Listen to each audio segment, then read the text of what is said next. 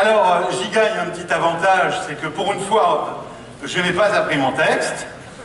Néanmoins, il est de moi. Voilà. Et je voulais vous dire, chers amis, ceci. Et c'est ce qui me pousse aujourd'hui dans cet engagement total et entier auprès de Marine. À elle seule, la France est une civilisation. Voilà la certitude que moi, le saltimbanque, l'histrion facétieux de la belle et immortelle culture française, je suis aujourd'hui venu partager avec vous. Car il n'existe aujourd'hui, en France, plus aucun lieu pour proclamer cette évidence. Sinon, ici, dans ce cœur vibrant du mouvement Bleu Marine. La France est une civilisation en soi, et sa grandeur a davantage à apporter au monde qu'elle n'en recevra jamais de lui.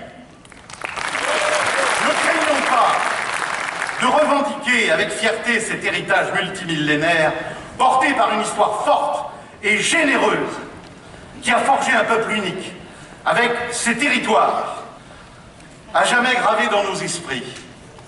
Car il suffit de fermer les yeux un instant pour dessiner dans sa tête et grande exactitude la carte de notre France.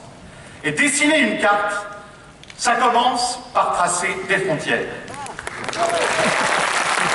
Des frontières servant de linteau au berceau de la civilisation française. Il est le cœur nucléaire du génie français, de sa culture érigée partout en modèle, et surtout de la langue française que tant de peuples parlent, transmettent et enseignent sur tous les continents. Pas un jour, pas une nuit, pas une minute, sans que quelque part dans le monde, quelqu'un parle français. Notre langue est le cheveu de la comète de la civilisation française. Et je me désole devant le déni organisé par des théoriciens retors qui aveuglent nos compatriotes, leur interdisant de penser en termes de civilisation sous le prêche incantatoire, stigmatisant le repli identitaire. J'en ai soupé de cette notion valise, vide de sens, sciemment culpabilisatrice et porteuse du projet sournois de notre dissolution. Notre histoire, avec les couleurs de la francophonie, c'est exactement l'inverse du repli identitaire. Ce prétendu repli, notre vieux pays n'ira jamais s'y réfugier, puisque notre pays est une civilisation. Voilà trop longtemps que l'on cherche à nous persuader que la France n'existe plus. Ça n'existe plus. Elle n'est plus qu'un ingrédient secondaire dilué dans un cocktail fadasse de cultures exotiques. Elle serait juste un marché standardisé pour les besoins de la croissance mondiale, un modeste débouché de 70 millions de consommateurs invertébrés que l'on définit désormais non plus par leur culture fondatrice, mais seulement par les cookies qu'ils sèment sur Internet.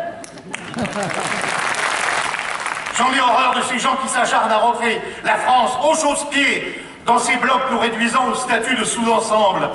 Les euro-intégrateurs qui liquident l'idée même de la République au nom du business. Les atlantistes qui nous veulent dans leur meute de loups hurlant contre la Russie, ou le club des pays de la Méditerranée qui rêvent d'une autoroute Alger-Marseille. Ces mondialistes qui réduiront bientôt la démocratie à l'Assemblée Générale des actionnaires du CAC 40. Jadis, j'ai participé activement au combat des artistes qui voulaient préserver l'exception culturelle française. À l'époque, nos arguments, déjà fondés sur le principe civilisationnel, ont fait reculer l'adversaire. Mais ce n'était qu'un repli tactique, pour mieux nous grignoter en douce. Aujourd'hui, dans le monde des arts, l'anglosphère triomphe, septennat après septennat, quinquennat après quinquennat. On a laissé suffoquer la production française. On a saturé l'audiovisuel de publicités anglophones, entrecoupées de fictions insipides ou de télé-réalité au kilomètre. Encore une démonstration que la France possède vraiment la gauche la plus bête du monde. Je conseillerais à mes amis jansénistes de ne pas prévoir de champagne pour le soir du premier tour. Ils ont maintenant 5 ans devant eux pour l'écluser dans les salons parisiens en dissertant à loisir sur les causes véritables de leur prochaine raclée électorale. Si vous saviez comme je me sens mieux aujourd'hui, parmi vous, je ne capte que des ondes positives. Je ne vois ici que des sourires et des cœurs gonflés d'espoir. Je perçois vos énergies qui briseront tous les plafonds de verre et nous conduirons tous ensemble vers un destin exaltant. Vers ce destin exaltant dont je parle.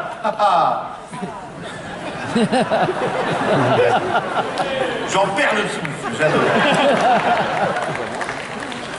Je ne vois aucun repli identitaire. Je ne vois que l'élan d'une civilisation dont vous êtes tous, ici présents, les héros mythologiques. Il n'y a pas ici de relents d'exclusion ou de discrimination, mais seulement des milliers de flammes qui s'élèvent sous ces voûtes et résonnent tel un cœur antique, annonçant vos exploits futurs pour rendre à ce pays la grandeur et la fierté qu'il attend depuis 50 ans. Je ne peux contenir mon admiration devant cette immense famille de militants patriotes. J'admire votre courage. Je sais l'âpreté de vos combats. Je devine les douloureux débats avec vos proches et les ruptures définitives avec certains de vos amis. Mais j'ai la conviction que ce courage sera bientôt récompensé. Alors il ne tiendra qu'à vous et à Marine de faire la démonstration que vous aviez raison. C'est aux autres désormais de changer de logiciel et leur regard sur nous. Et qu'ils sachent aussi que nous ne sommes pas venus sur la terre pour répandre la haine, mais pour partager l'amour.